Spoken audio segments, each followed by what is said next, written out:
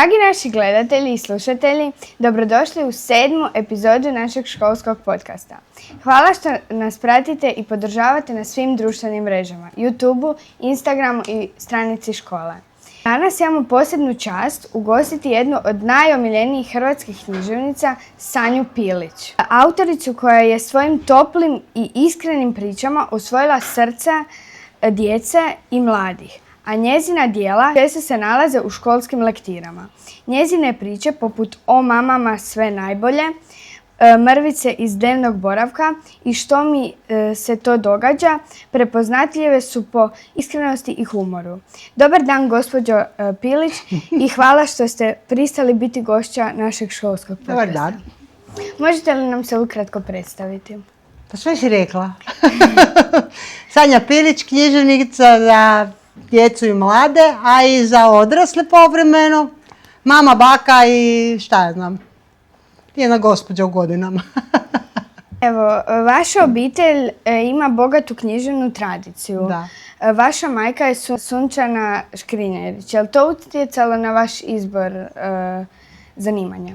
Pa vjerojatno je, zato što sam bila stalno okružena knjigama i čitala sam jako puno i zapravo knjige i slikovnice su bile moja glavna okupacija tada. Mama je pisala neke priče, pa bih ja bih te priče unaprijed čitala prije nego što bih ona objavljivala na radiju. Tada se puno koristio radio za objavljivanje dječjih priča. Upisala sam se u ovu gradsku knjižnicu. Tamo sam provodila dane i sate u gradskoj knjižnici na Starčevićevom trgu. Lijepo sam čitala. One tete su bile glavne meni. Čitala sam puno knjiga i puno stripova i svega. I jednostavno, eto, tako nekako je bilo normalno da postanem možda i ja književnica, iako to nisam mislila u početku. A i bila je moja prabaka koja se zvala Zofka Kveder, ona je također pisala, ali prije jedno 130 godina je prvu knjigu objavila.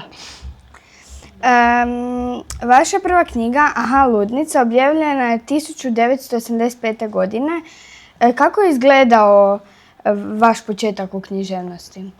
Pa uglavnom počela sam pisati tako neke priče, pa tada je postojalo puno književnih časopisa i onda to su bile književni časopisi za odrasle i onda sam ja tamo objavljivala te priče i uglavnom kad sam ih dovoljan broj skupila onda sam poslala neki natječaj ili tako je to se zvalo i čak sam dobila novce na tom natječaju. Uglavnom skupila sam te priče i objavila ih u toj zbirci Ludnica i one su izašle i bila je to jako lijepi u nakladničnom društvu Globus i jako lijepo izgledala. Čak je bila nominirana za neke tadašnje nagrade i tako je počelo pisanje, ali zapravo su to bile priče za odrasle. Vaše djela često su uvrštena u školsku lektiru. Kako doživljavate činjenicu da su vaši romani dio obrazovanja mladih? Jako dobra činjenica, jako dobro doživljavam tu činjenicu, zato što zaista mislim da je jako važno da postoji lektira, jer koliko vidim puno bi se manje čitalo da lektira ne postoji i nekako ta lektira daje neki zajedničko vrijeme, povezuje sa generacije kroz knjige. Tako da, osim što naravno obrazuje. Tako da meni je drago da sam u lektiri, iako mi je drago i kada se čitaju ove moje knjige koje nisu u lektiri. I sada je ta lektira prilično slobodna, tako da i vaše učiteljice mogu birati ono što vama više ili manje odgovara. Ne mora vam baš biti dosadno, ajmo reći. Osim pisanja, poznati ste i po radu s djecom, posebno ona koja su doživjela teške situacije. Možete li nam malo više reći o tome? Da, to sam neko vrijeme sam radila u Sigurnoj kući, to je autonomna ženska kuća se to zove i tamo su dolazile majke sa djecom iz tih nesređenih obitelji sa dosta nasilja. To je bio jedan ogroman veliki stan i onda su one tamo stanovale, a djeca su bila različita od 3 godine do 15-16 godina i onda sam zapravo ja radila s njima, odnosno najviše smo se igrali, pa sam im čitala priče, onda smo znali ići u kino, pa smo znali ići u kazalište, pa smo se, igrali maškara, odnosno ja sam se obukla u vješticu, pa smo tako hodali i skupljali novce po slastičarnicama, onda smo to podijelili. Tako da sam se lijepo družila s djecom, ali velim, to je prilično bilo pomalo i tužno druženje, zato što zapravo sam otkrila taj jedan drugi dio svijeta gdje nasilje postoji, ali mnoge od tih tadašnjih djevojčica, evo sada su već odrasle mame i imaju svoju djecu i mnoge žene koje su tako bile u tim nekim brakovima koji su bili nasilni su se zapravo izvukle i sve je sretno završilo, da. Manje više sve sretno završilo.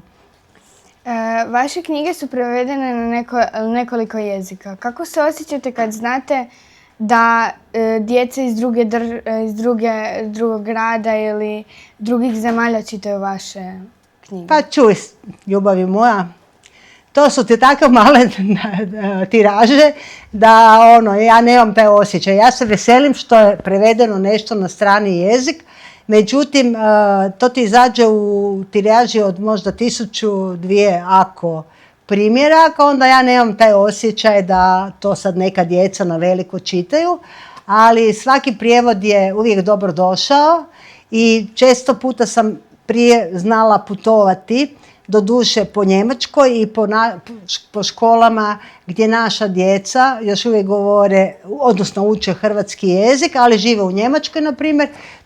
Ti susreti su mi bili lijepi. Prijevodi sami po sebi su zgodni, ali velim, u mnoštvu danas knjiga na engleskom, njemačkom, španjolskom i drugim jezicima, mnoštvu uopće knjiga za djecu, to je onako, više te veseli kao što se to dogodilo da si preveden nego što ima od toga neke bitne koristi. A imate li poruku za mlade slušatelje koji možda žele postati pisci? Imam poruku da baš i ne trebaju postati pisci. Pa ne zezam se, ali zbilja pisanje nije, sada pogotovo, nije neki jako dobar način zarađivanja novaca ako govorimo o tome. Neka se lijepo obrazuju iz nekih još drugih zanimanja, a u slobodno vrijeme neka pišu i sigurno će biti sretni zbog toga, jer knjiga ostaje i zato je važna, jer knjiga nekako ostane više od ostalih. Filmovi se nekako zaborave, tehnologija ide naprijed, a knjiga uvijek ostane, pa makar u sveučilišnoj biblioteci. Tako da ja znam mnoge glumce i umjetnike, slikare i tako, koji bi jako rado htjeli imati o sebi napisanu ili biografiju ili neke priče. Znači, jako puno ljudi, bez obzira koliko su uspješni, često puta žele imati i knjigu koja ostaje iza njih. Tako da, evo. Ali u svakom slučaju preporučujem vam da pišete, da sudjelujete na Lidranu i na takvim manifestacijama, pa ako vam krene, nikad se ne zna.